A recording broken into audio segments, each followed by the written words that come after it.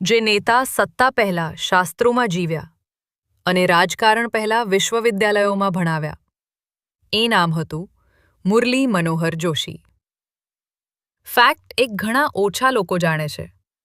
મુરલી મનોહર જોશી રાજકારણમાં આવતા પહેલા એક શિક્ષાવિદ હતા.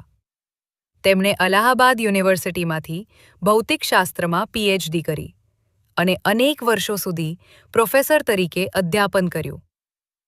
તેમના માટે રાજકારણ કોઈ પદ નહીં, પરંતુ વિચારોની અભિવ્યક્તિ હતું.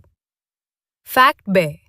1960થી 70ના દાયકામાં જ્યારે મોટાભાગના નેતાઓ માત્ર ભાષણો અને નારાઓ સુધી સીમિત હતા, ત્યારે જોશીજી લેખન, અભ્યાસ અને વૈચારિક ચર્ચાઓમાં સક્રિય રહ્યા.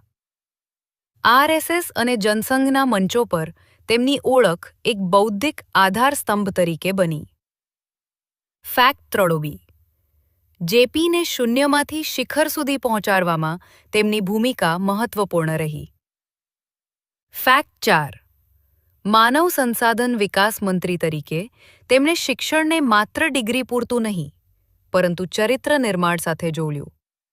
ઘણા નિર્ણય વિવાદાસ્પદ રહ્યા, પરંતુ દ્રષ્ટિ આત્મનિર્ભર શિક્ષણની હતી. ફેક્ટ 5. સત્તાથી દૂર થયા પછી પણ તેઓ મૌન રહ્યા. ન આરોપ, ન ફરિયાદ.